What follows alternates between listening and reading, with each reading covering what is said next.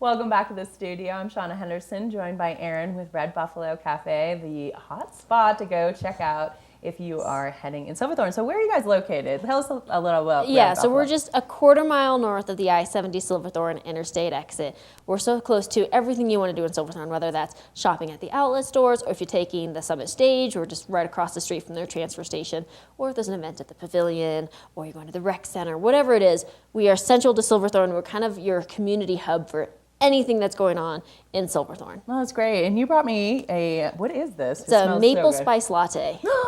Maple spice I love latte. maple. It's just like, who doesn't because, love I mean, a lot of us probably had some sort of breakfast with maple in it, whether that was cinnamon rolls yesterday, pancakes, waffles, bacon. I don't know. I love maple. It's such a good flavor. Oh, this is a great flavor, and it's a great flavor in your coffees. But your coffees are so just high quality anyway. Tell us a little about your quality of... Well, thank you. We always adhere to, we're partners with the Specialty Coffee Association of America and the Baristas Guild, and we all go through the training that is required with those associations, which means we, one, know a lot of the science behind it, which is really fun. You can get us to geek out on that anytime.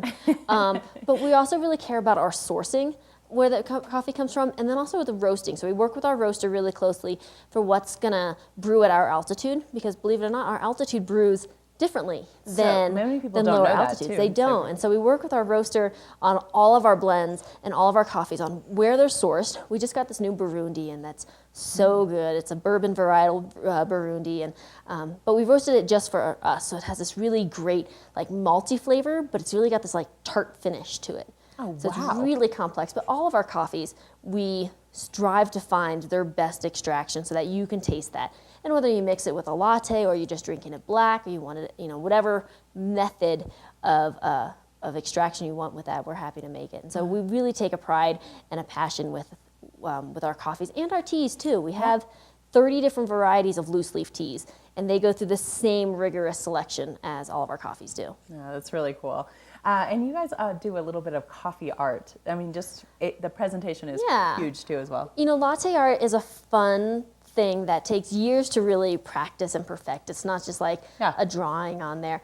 And it's really indicative of good steamed milk, because milk is a good part of coffee. Just like water is, if you're just drinking a drip coffee like I am today, it's 98% water. So we need to make sure we're doing well with our water. Your latte is going to be mostly milk. So we need to make sure we're getting good milk, that we're steaming it right. Like I said, there's science behind it. Whether lactose breaks down at a certain temperature, that's when it's going to be naturally sweetest. Yeah, it's so good. And all those fun things are good to know. Super yummy, super yummy. Well, and then we go through, because we, like I said, geek out on these things. Yeah. We'll have days where like, all right, we're going to do a blind taste test here. We're going to see, does it taste different with latte art? Milk is still steamed the same, but we didn't do latte art. Does it still taste different if you were to blindfold us? Just fun things like that. Totally we just geek out on them. Does it taste different if you're smiling when you're pouring your drink versus if you scowl? I don't know. Have you seen the ice art? There's a guy who like whispers sweet things to the ice, and it makes these really cool patterns, and then he gets really mad, and it's you can get into such fun, weird things. I think this is like, liquid love, really. It is. It's made with love every time. It is, and that's what I love about you guys. Yes. So what do you guys have coming up? So we have live music every Saturday. We have a new artist coming up this Saturday for New Year's Eve. You can check out our Facebook page, which is /Red Buffalo Cafe, for more information. And we are open New Year's Eve and New Year's Day. Wow. So bright and early New Year's Day to help you get on your recovery path quickly. I know a lot of us either have to work, or we want to hit the slopes before everyone else, or get back down to the Front Range because it is a Sunday. Mm-hmm. So we are open on New Year's Day as well. Oh, that's great, and great place to check out. So it is. We got some breakfast items. We have this great avocado onion toast, which I really like. Yum.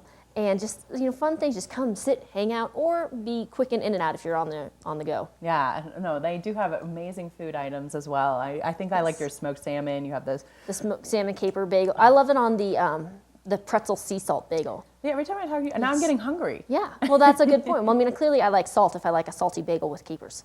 Right, exactly. Well, wonderful, Erin. Yes. So if people want to find out more information, where do they go? Best ways to come on in. Yeah, we're open 7 days a week, 6:30 to 5:30, or you can find us on Facebook, which is /Red Buffalo Cafe.